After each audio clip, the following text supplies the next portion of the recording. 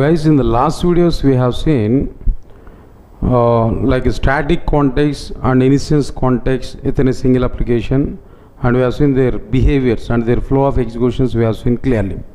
In this video we are going to see the internal functionality of class.forName method.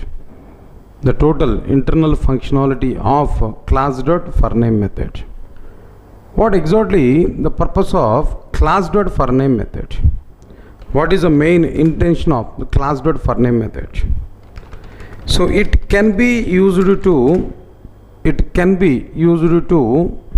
load a particular class bytecode to the memory and to get metadata of the respective loaded class. Metadata of the respective loaded class in the form of java.lang.class object. That is the main intention of which one? Class.forName method. It can be used to load a particular class bytecode to the memory and to get metadata of the respective loaded class in the form of java.lang.class object. That is its main intention. Here we can understand. Now I want to give what exactly the prototype of this particular method. What is the prototype of this one? If you observe this particular thing, prototype would be public static class for name of string class name throws class not found exception. Right, so public static class for name string class name throws class not found exception. That's it. This is what exactly the prototype of which one can know for name method. Clear? What is its functionality? Let us understand this content clearly.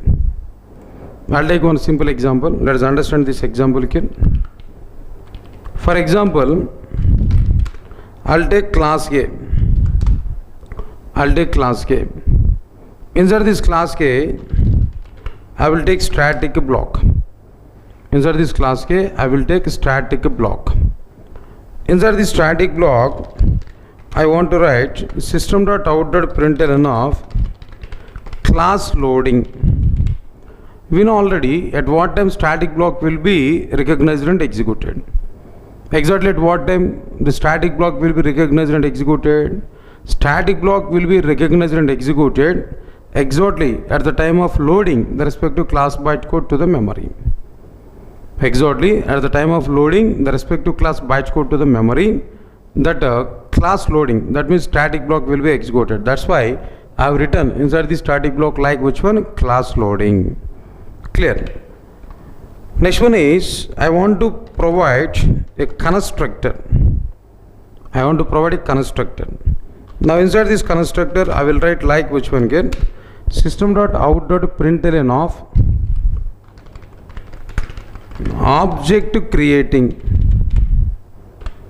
System.out.println of object creating. Here we provided which one? Constructor. Inside the constructor, system.out.println of object creating. This is another one. First one is which one? They know static block, class loading, and constructor object creating. Why? Because at what time constructor will be executed in Java applications? No, definitely constructors will be executed exactly at the time of creating objects only. Exactly at the time of creating objects only constructors will be executed. While creating objects only constructors will be executed. That's why here I have written which one? Object creating. That mechanism here I have written here. That's fine. Now coming to the public class test, that means main class, and inside the main method, what I am trying to do now, I am going to create object for the respective class A. A small a is equal to new a constructor. A small a is equal to new a constructor that I provided. A small a is equal to new a constructor. Let us check this clearly. If I run this example, what is going on? If I run this example, JVM will execute test class, JVM will execute main method. When JVM is executing main method, then immediately JVM will encounter this object creation statement for class K. Whenever we are creating object, whenever we are executing this particular instruction, JVM is performing two actions automatically. JVM is performing two actions one by one automatically. Which two actions are performed by JVM automatically? Action number one, JVM is loading A class bytes code to the memory. JVM is loading A class bytes code to the memory.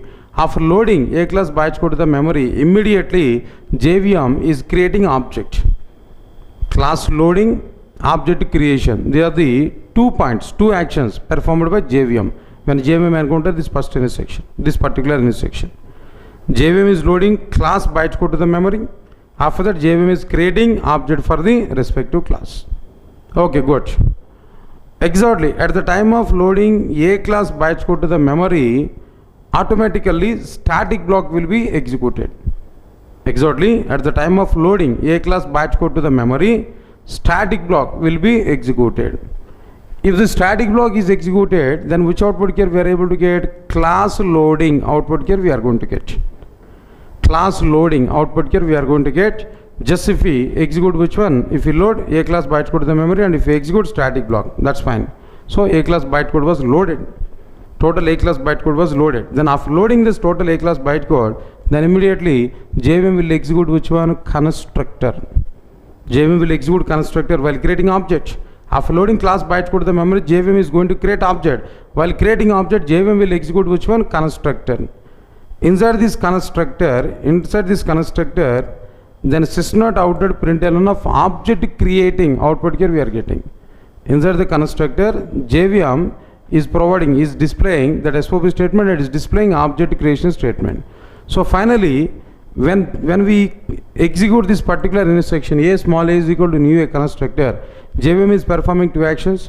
First one is which one here? Loading class bytes code to the memory. Then after that, creating object for the respective class. Okay, while loading class bytes code to the memory, static block will be executed. By the execution of the static block here, we are getting output is which one? Class loading.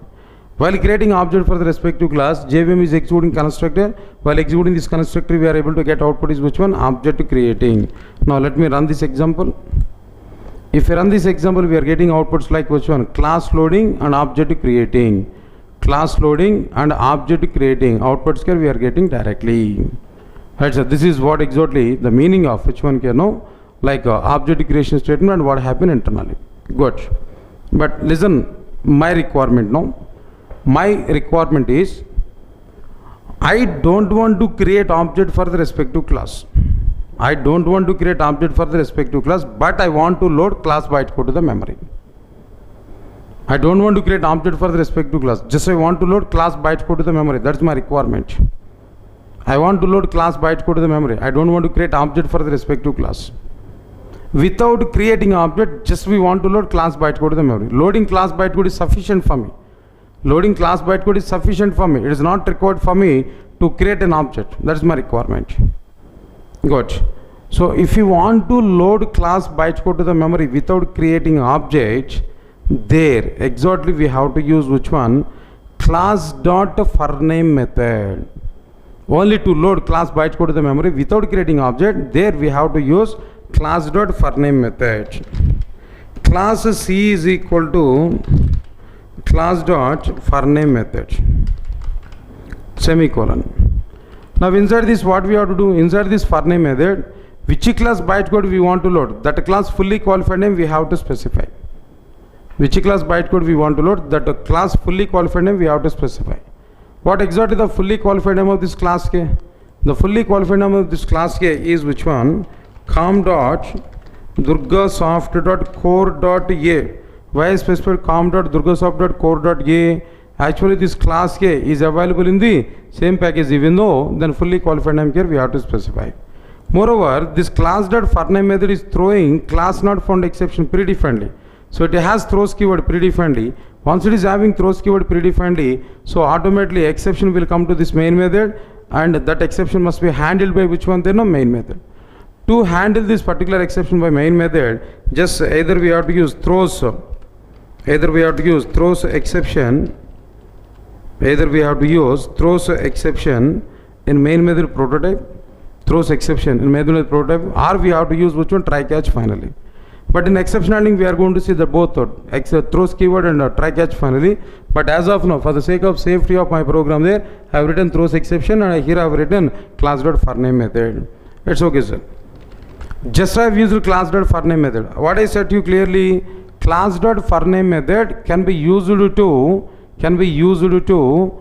throws, that means can be used to load class bytecode to the memory and getting the metadata of the loaded class bytecode in the form of class object. Later on we will check it. Now whenever we are loading class bytecode to the memory, automatically static block will be executed. By the execution of the static block, sys.out.println of class loading output here we are getting. We are not going to get output from which one? They know object creation. Only we are going to get output from which one? They know class loading. Now let me run this example here. Now here we are getting output like which one here? Class loading.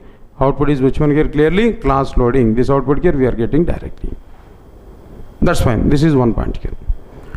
Next one is which one? Then after that, what happened internally? When I've used this particular instruction, then what happened internally? When I used class.forName method, what happened internally? Very simple. When JVM encounter this particular instruction, first JVM will load. First of all, JVM will search for a .class file at current location, at Java predefined library, and at the locations referred by class path environment variable. At all three locations, JVM will search for a .class file. If a .class file is not available at all three locations, for example, if a .class file is not available at three locations, automatically JVM is able to raise an exception. That exception would be java.lang.class not found exception. First of all, JVM will take the provided class, which what we provide as parameter to the class.forName method. JVM will take the provided class, and JVM will search for its .class file at three locations, at a current location, at Java predefined library, and at the locations referred by class path environment variable. At all three locations, if a .class file is not identified, at all three locations, if a .class file is not identified, then immediately JVM will raise an exception like which one there? Java.lang.class not found exception. Let us check this here clearly. No, here class A is available here, so no problem here. Let's say for example, if I use class BBB something else, it is not available here. Now if I run this example here, I am able to get an exception. That exception is which one there? Java.lang.class not found exception here we are getting. Which class is not found here? Observe this carefully. com.durgasoft.core.bbb, this class is not available. So that exception here we are getting there. For example, if the specified class A, is existed at either of these three locations, immediately JVM will take that a.class file. JVM will load a class bytecode to the memory. JVM will load a class bytecode to the memory. Memory in the sense method area, we have to understand it. Whenever a class bytecode is loaded, immediately JVM will take metadata of the loaded class. Here metadata of the loaded class includes name of the class, access modifiers list of the class, like next one is which one? Then after that superclass metadata, implemented interfaces metadata, name of the class, and what next one here? Apart from that, access modifiers, superclass metadata, implemented interfaces metadata, variables metadata, methods metadata, constructors details, all these things, every detail about our respective class, everything about our respective class is available in the form of which one there? Java.lang.class object directly. Right, sir, the java.lang.class object will be created in a heap memory which contains the metadata of the respective class. If you want to get the name of the class here, simply here we have to use which one? C.getName method is existed here, just we can call like this. C.getName method is available. Sys.out.println of C.getName method. If we execute this here, we are getting the name of the class, fully qualified name of the respective class here we are getting. So C referred object is a class object which contains metadata of the loaded class game. That is what exactly the purpose point here we have to understand clearly now. Let us observe this clearly what is going on here. Just I want to show that point clearly. Understand this. First of all, JVM will load a class bytecode to the memory. Just we can observe this clearly. This is method area and this is a heap memory. Two things are existed here, method area and heap memory.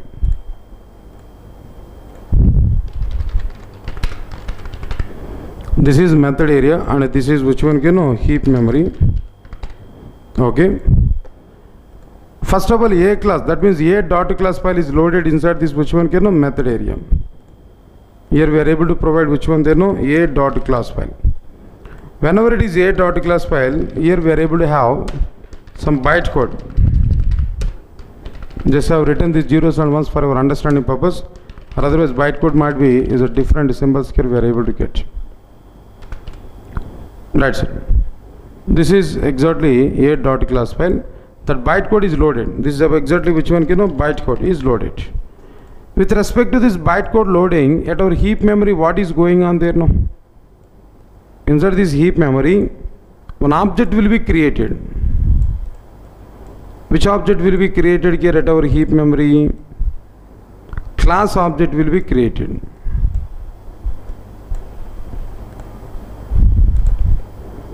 Class object.